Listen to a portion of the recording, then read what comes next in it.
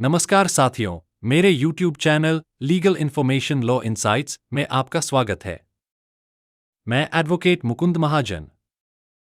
साथियों, क्या आपने हाल ही में सुना है कि अब बैंक नॉमिनी को पैसे नहीं देगा? क्या आरबीआई ने ऐसा कोई आदेश जारी किया है जिससे नॉमिनी को पैसे मिलना बंद हो जाएगा? ऐसी खबरें आजकल सोशल मीडिया और न्यूज़ चैनलों पर तेजी से फैल रही हैं। लेकिन सच्चाई क्या है? क्या वाकई नॉमिनी को पैसा नहीं मिलेगा? या फिर आरबीआई ने कुछ नए नियम बनाए हैं जिससे क्लेम प्रोसेस आसान और पारदर्शी हो सके? आइए इस वीडियो में जानते हैं 2025 के नई गाइडलाइंस, कानूनी स्थिति और नॉमिनी की असली भूमिका। भाग 1, नॉमिनी की भूमिका क्या होती है? बैंक खाता, फिक्स्ड डिपॉजिट या लॉकर लेते समय ग्राहक एक व्यक्ति को नॉमिनी के रूप में नामित कर सकता है।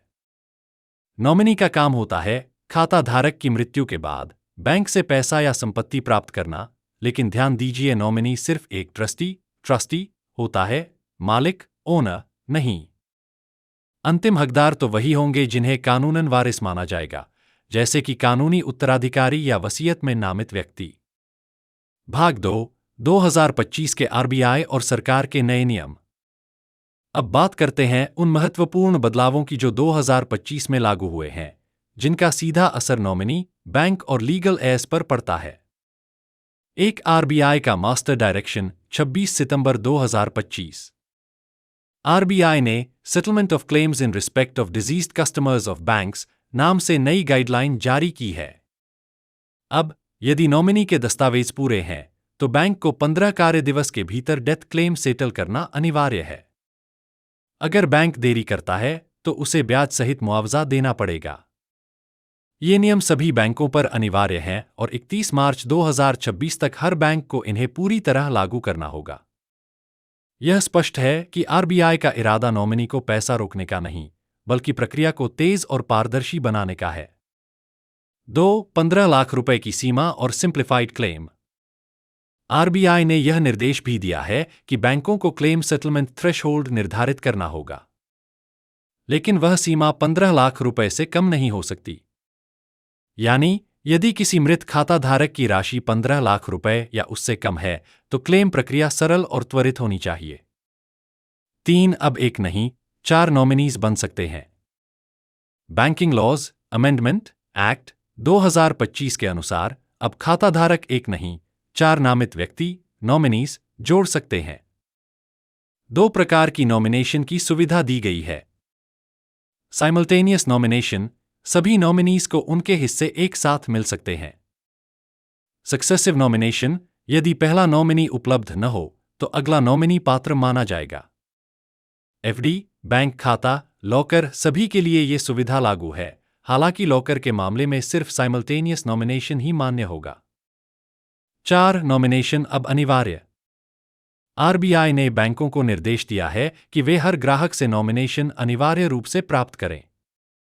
पुराने खातों में भी यह सुविधा जोड़ने के लिए बैंक अभियान चला रहे हैं। बैंकों की कस्टमर सर्विस कमेटी को समय समय पर रिपोर्ट करनी होगी कि कितने खातों में नामांकन हुआ है। यदि आपने अपने खाते में नॉमिनी नहीं जोड़ा है, तो अभी जाकर यह प्रक्रिया पूरी करें। भाग 3, नॉमिनी को पैसे नहीं मिलेंगे, इस भ्रम की सच्चाई। सोशल मीडिया में यह कहा जा रहा है कि अब नॉमिनी को पैसा नहीं मिलेगा, लेकिन यह पूरी तरह गलत और भ्रामक है।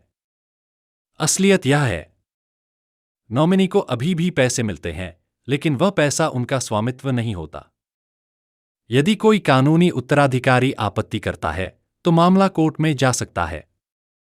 कोर्ट के आदेश के अनुसार नॉमिनी को वो राशि अंततः लीगल एयर को देनी पड़ सकती है। सुप्रीम कोर्ट ने भी पहले यह स्पष्ट किया है कि नॉमिनी केवल एक ट्रस्टी होता है, मालिक नहीं। भाग 4, आम लोगों के लिए सुझाव। अब जानते हैं कि एक आम नागरिक को क्या करना चाहिए। 1, यदि आपके बैंक खाते, एफडी या लॉकर में नॉमिनी नहीं जोड़ा गया है, तो तुरंत जोड़िए। 2, नॉमिनेशन करते समय यह तय कीजिए कि क्या आप साइमल्टेनियस या सक्सेसिव तरीका अपनाना चाहते हैं। 3, नॉमिनी को यह समझाइए कि वह संपत्ति का मालिक नहीं, बल्कि वितरण का माध्यम है। 4, अगर डेथ क्लेम फाइल करना हो, तो डेथ सर्टिफिकेट, आईडी प्रूफ और खाते की जानकारी पहले से तैयार रखें। 5 विवाद से बचने के लिए वसीयत, विल या सक्सेशन प्लान पहले से बनाकर रखें। इस वीडियो को देखने के लिए धन्यवाद। यदि आपको यह जानकारी उपयोगी लगी हो तो कृपया लाइक करें, चैनल को सब्सक्राइब करें और अपने विचार कमेंट्स में साझा करें। और अधिक कानूनी जानकारी के लिए बेल आइकन दबाना न भूलें। मैं आपसे अगले वीडियो में फिर मिलूंगा। जय हिंद, जय भारत।